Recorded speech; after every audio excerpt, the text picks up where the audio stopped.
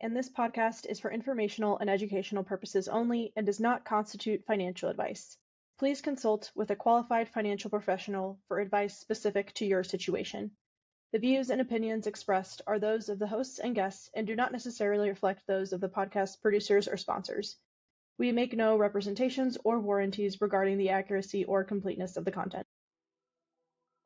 Hi, my name is Bella Carrasco, and helping others feel more comfortable about investing brings a huge smile to my face.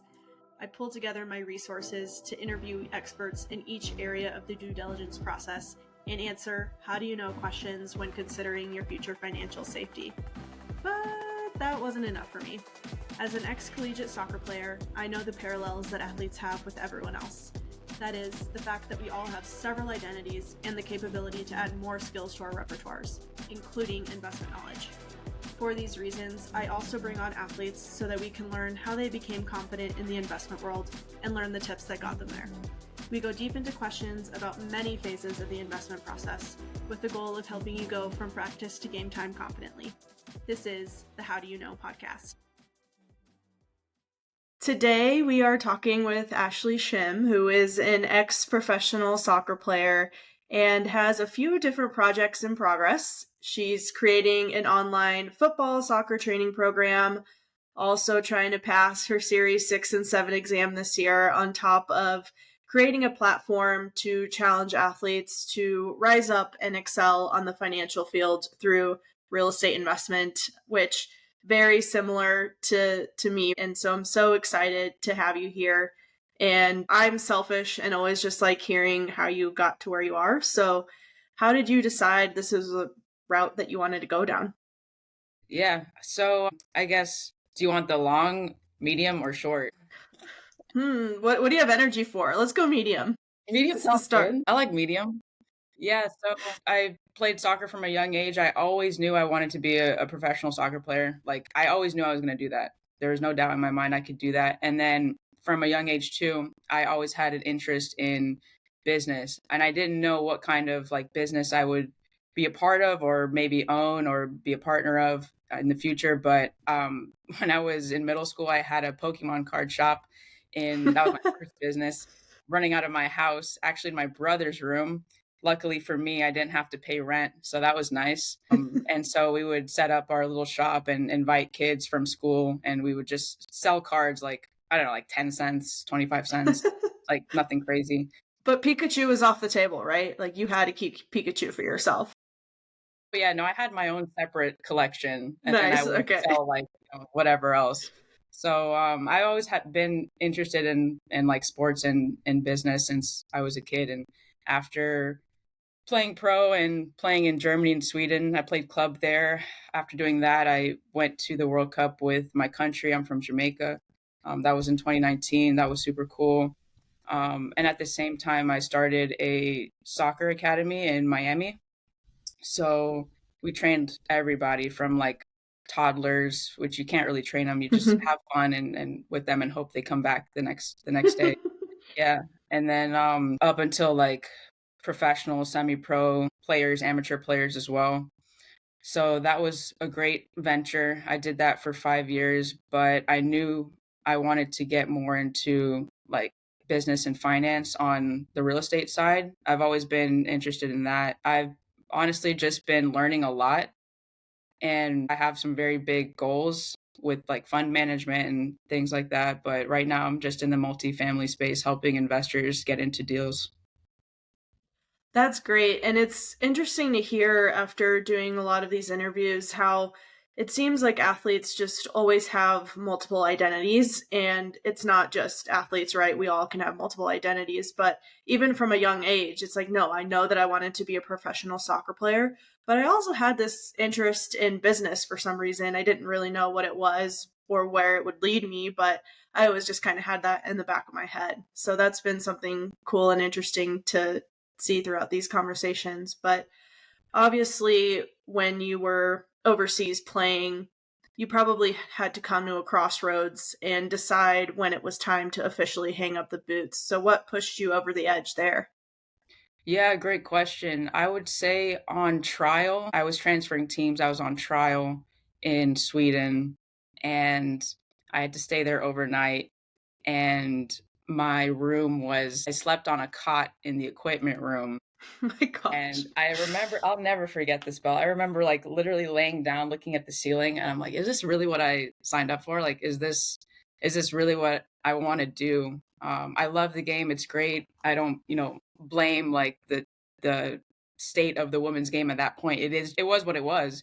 I have a lot of friends that continue to play it, and they love it. But for me, I always had an exit plan. Like I knew that I was going to play pro for however long that was going to be. And then I knew I was going to have some kind of business after that. I wasn't, there's no like regrets or no, bad feelings about that. It just, the pro club thing just wasn't for me. And the bigger football goal was I wanted to be in the World Cup. And so that's something I achieved. And I was really proud of that.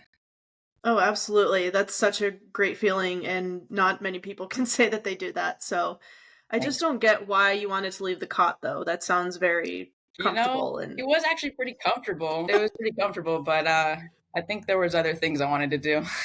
yeah, that's very fair. So it sounds like you did think about what your life would look like after soccer while you were actually playing. For sure. I would say even Yeah. before, honestly. Okay. So where do you think that came from? Did you learn about money growing up? No, nothing. How did you learn? The thing I learned about money growing up was that we didn't have any. That's what I learned about money. So you were used to cots. No, I'm just kidding. No, I mean for real. But yeah, I mean my parents, they never taught me anything about money, like sat down and were open about finances, or I knew we were always struggling. Like it was obvious, but it wasn't something that was like, hey, this is an open family discussion. Let's talk about this and like let's Right. learn something, which I Yep. think could have been really important for I have a younger brother. It could have been important for us growing up. But I think, and I don't know where I get this from. I really don't. But I've always had like a motivation and a discipline about just bettering myself in every way since I was a hmm kid. It's just so weird. Like I have no idea because I had a good group of friends, but it was sometimes it felt hard to like fit in sometimes because it was like, dang, am I doing too much? Like, is this? You know? Oh, Um, yeah. I'm sure a lot of yeah. athletes can relate to that. Yeah, exactly. So I honestly, the way I learned about money, was probably in like my late teens, and I would just watch YouTube, like literally YouTube Yeah. University, and read books. I think Dave Ramsey was like the first person that I learned money from, to be honest with you. Really Yeah, interesting. Okay. yeah.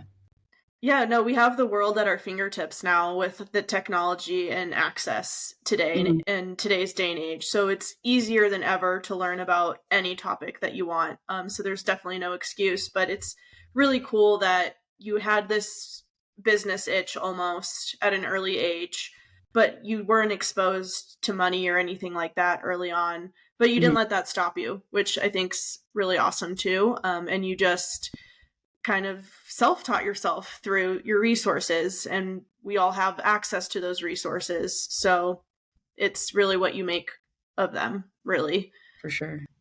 And then knowing what you know now, what would you have done differently to start your investment journey? Yeah, I definitely think I would have gotten into real estate earlier if I knew that you didn't actually need money to be successful in it. Yeah, Yeah, I think there's that's such a a good point. perception. Yeah, there's such a perception about real estate that I don't think most people know about. There's so many different ways to do a deal, and you don't have to have a ton of money. You can partner Right. with somebody and you can do the work and they can help you. But I definitely would have gotten into real estate earlier.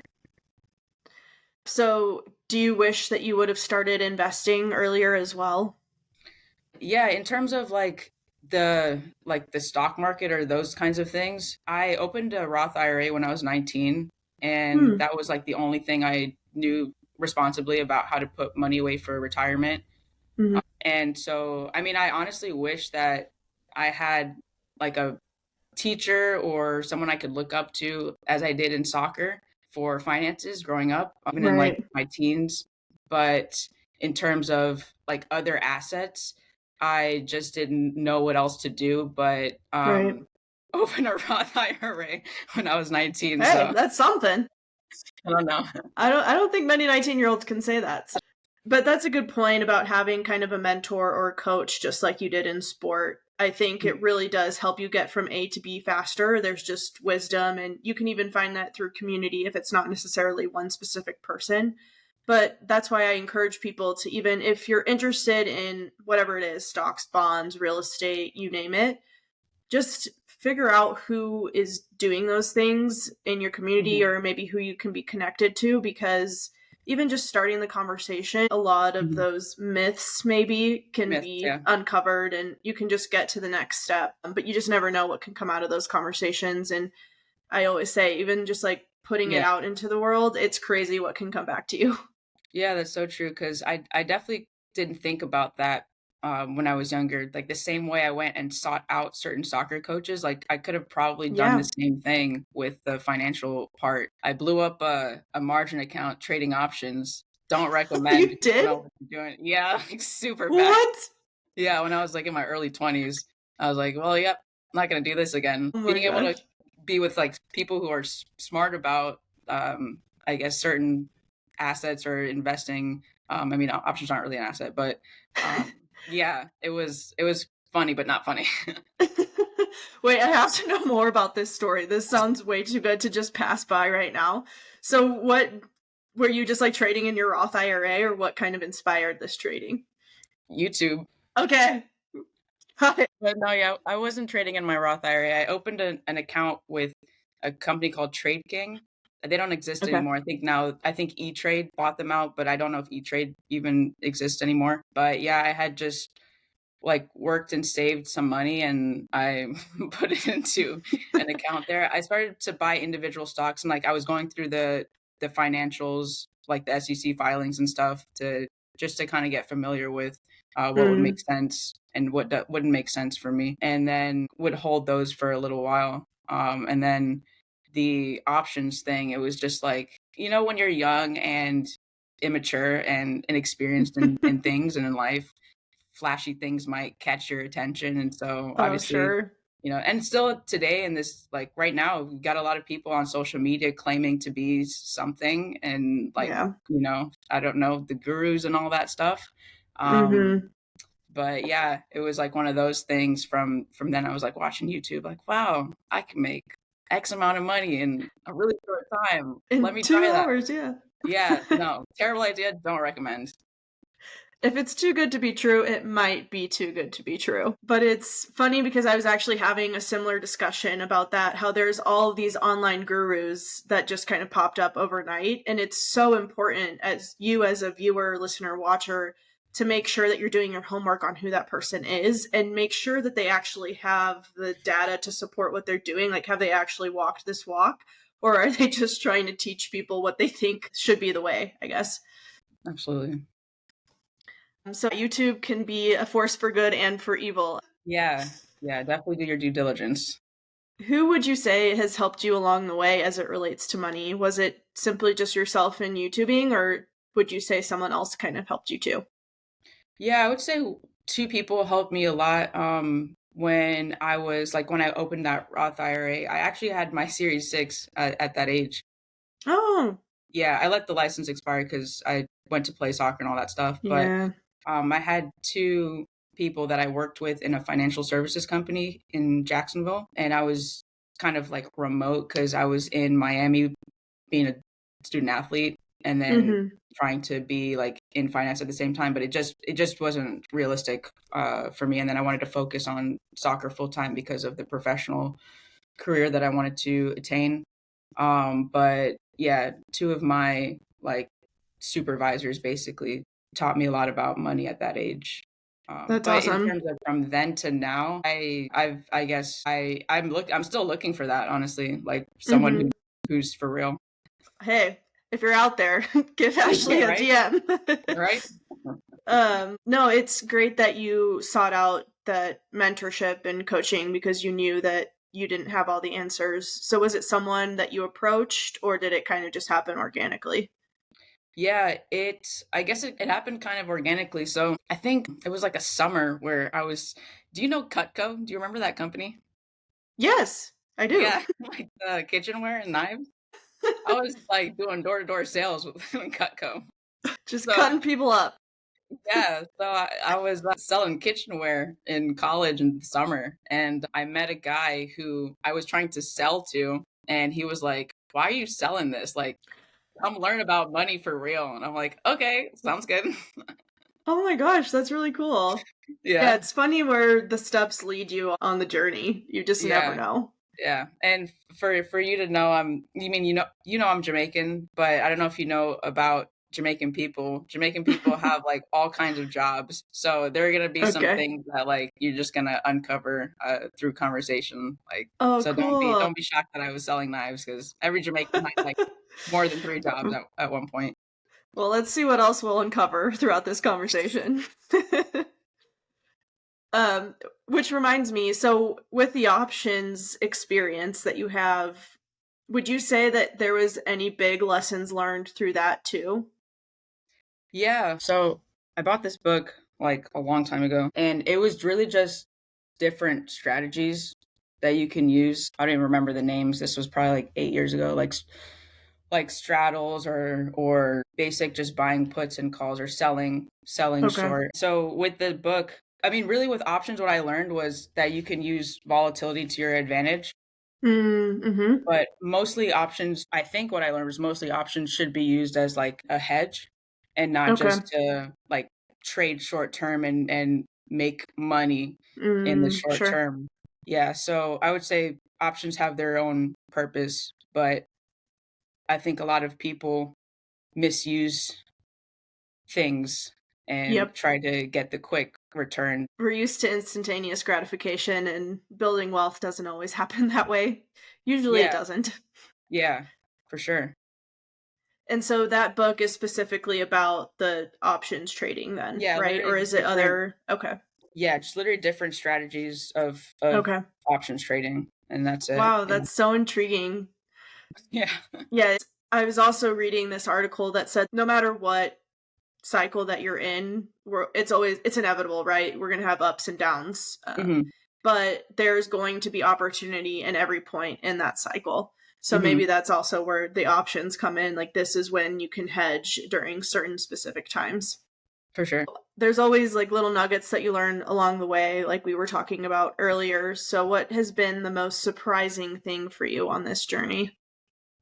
Honestly, I think the most surprising thing was not even about the market or about real estate or about business or about finance. I think the most surprising thing that I've learned is how quickly you can grow by literally using the same, like if I use the same skills as I did as an athlete and do the same thing in whatever I'm doing, real estate, finance, these stupid options trading, whatever, everything is practice. And I feel like with the same thing that you just said about the instant gratification thing, it's like everyone wants to do something once, twice, or maybe three times and like win right away, but it's not going to be like Right. that.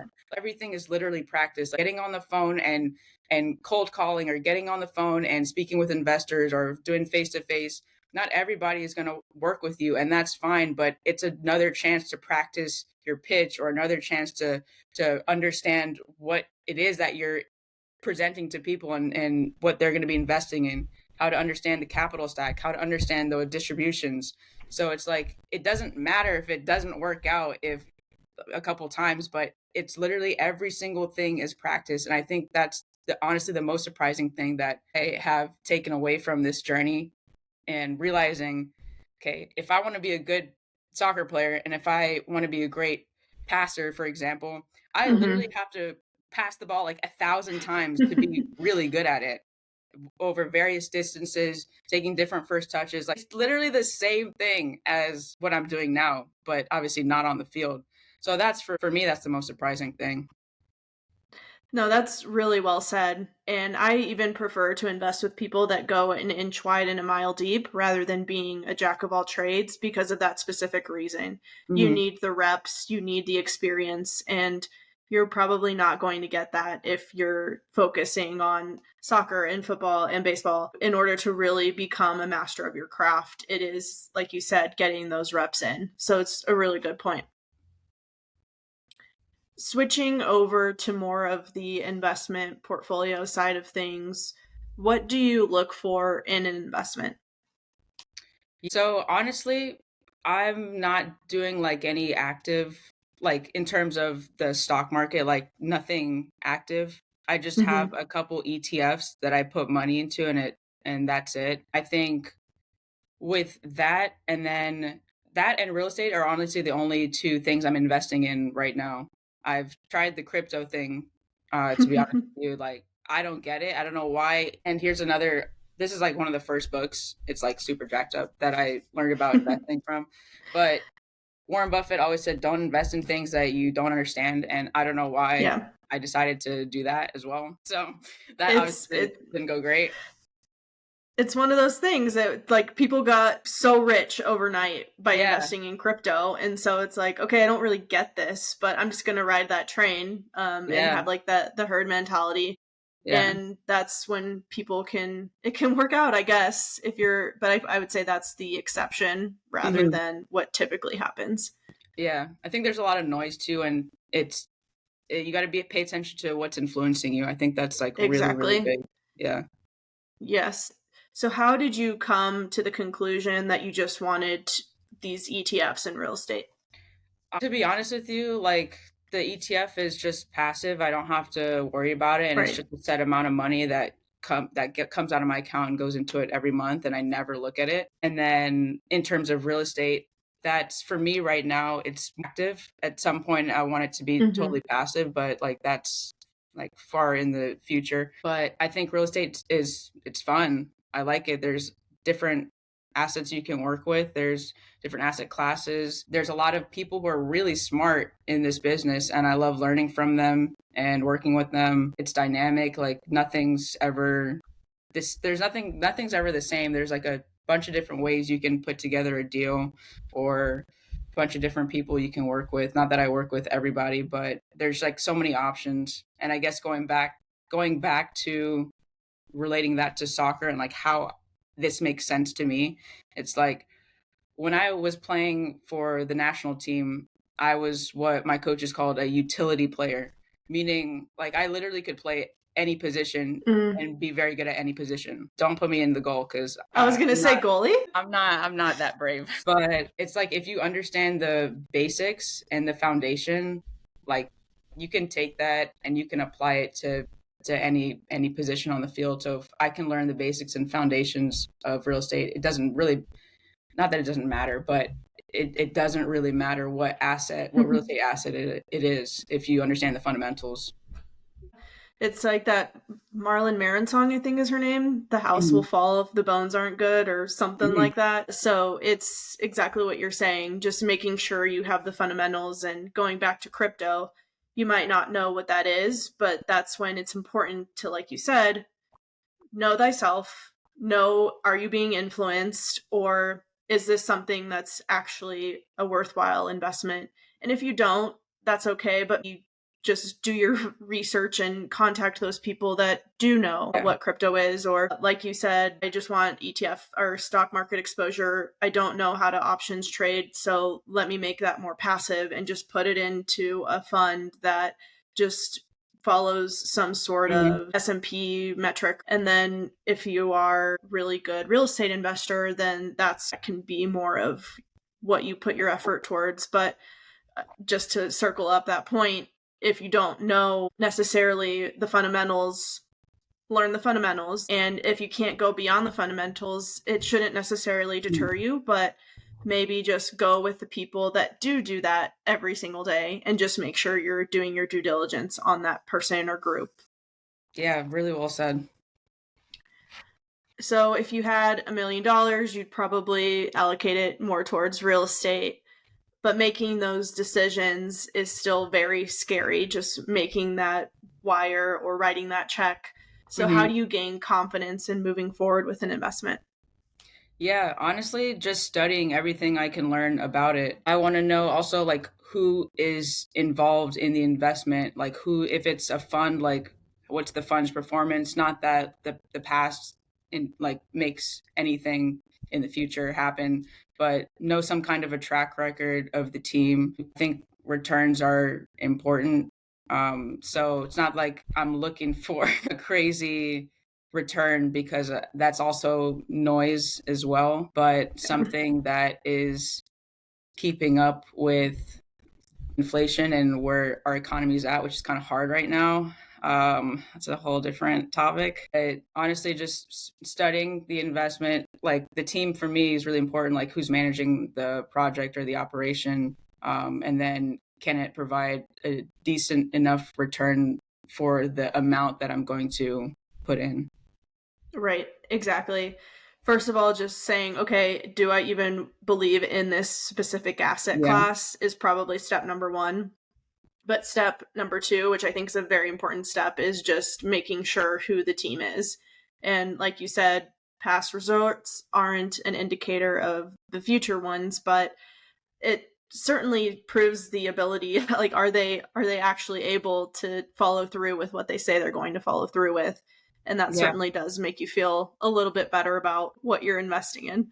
Yeah, for sure. And I definitely think cost basis is important too. Like it's just common sense. Like if Mm-hmm. you're buying something that's extremely low and on the back end, you can sell it for a lot more. Like, I think sometimes people I hate the timing the market thing because it's not like it's not Yeah. gonna it doesn't work over time and you end up blowing up your your account and everything else. But I mean it's just common sense. Like if you can buy super low and at the end of whatever your plan is, your exit plan, like make sure that Yeah. it's going to sell for more than what you bought. Like that's just basics. So that's key for me, Exactly. cost basis. Right.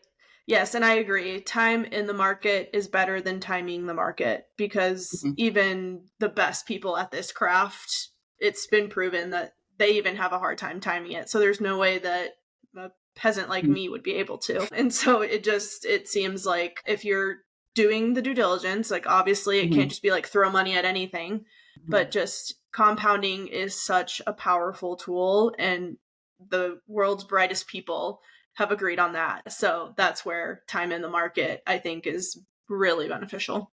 Yeah. Well, let's end with my three quick fire round of questions. The first one being, what is your favorite restaurant? I'm probably not going to be good at these questions because for the restaurant, I love food. I do not discriminate against food. So for me, I maybe not my favorite restaurant, but like my favorite foods, I would say anything Asian, like Hmm. Vietnamese or Thai or Japanese or Chinese, like real Chinese, not like the China wok that they're cooking some sketchy stuff in the back. So love Asian food. I think it's great. All right, Asian food. Yeah. What is your favorite trip? So I would say one of my favorite trips was when I was in college, when I graduated my senior year.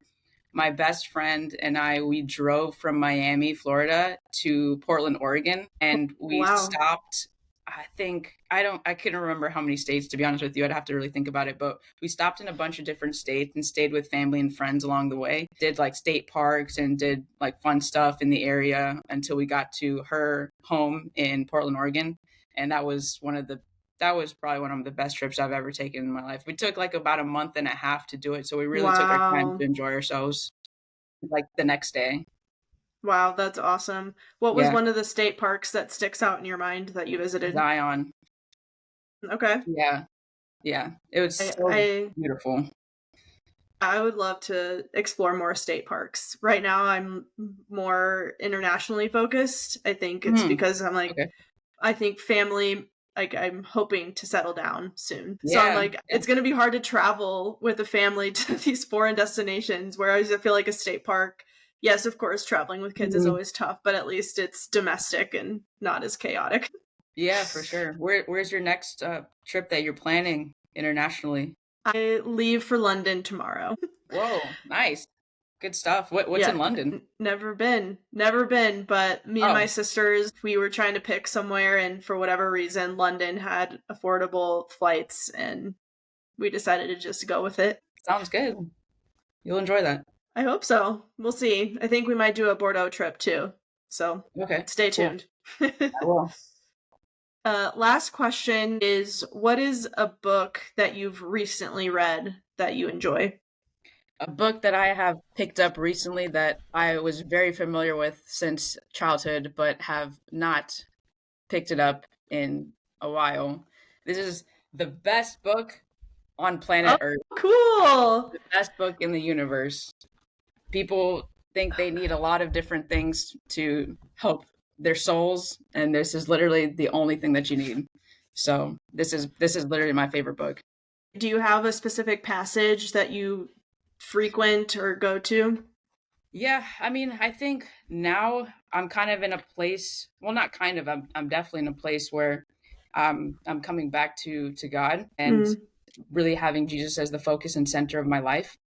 So for me, I'm just getting into the Gospels again. And honestly, I think Romans does a good job of, so I don't want to get like too deep in it, but basically, there's a dude named Paul. He used to be a person that persecuted Christians and would kill them. And then God spoke to him and he changed his ways. And then he went around to different churches and different Christian groups and wrote letters to them and helped them understand the word of God and help them understand who Jesus is. And so Romans is another letter or book that I've been studying as well. But yeah, I think our world is an interesting state, and I definitely think it's a fallen state. And I think that I really believe that Jesus is Lord. Like I really believe Jesus can save souls. So I think people who are going through a certain thing, they want to go seek other things that might fill them up, but there's true freedom in Jesus. So that's my little 2 cents about that. I could riff on that for a whole nother episode probably, so I'm just gonna keep it at that. Ashley, thank you so much for your time today. Why and how should people reach out to you? Why? 2 reasons to reach out to me. If you are interested in looking at a real estate investment, whether that's on the single family side or the commercial side, I can help you get into deals and we can evaluate them and see if they even make sense for you or if they're even suitable for you. And then how? Oh, I forgot the second reason. Sorry. And the second reason to reach out to me is if you are an athlete or a soccer player, I would love to get connected with you. It doesn't matter for whatever reason, like it doesn't have to be transactional. I just love connecting with athletes, and I'm not playing a sport. So like I'm not on a team and around them all the time. I think we just have different mindsets in a good way. And I think there's a lot of things we can do to help each other out no matter what industry that we're in. And then how can you reach out to me? I would say LinkedIn would be probably the best way. Check my messages often. So that's probably the best way, honestly. Yeah. Thank you again. I hope that people listening have confidence that investing is approachable and can be added to your repertoire. Until next time, adios. If you are ever interested in a recap with the main points discussed throughout the podcast episode, check out the Q&A series because we dig deeper into the concepts discussed, and you can follow along on YouTube if that's preferred. If you find any value in the show and want to support it, it would be awesome if you texted someone right now about it. You can say you have a podcast recommendation that you think they should listen to and then ask them to get back to you with their thoughts. Anything helps, and I really rely on the amazing investors like you to spread the word. Thank you so much for listening, and please feel free to reach out at any time.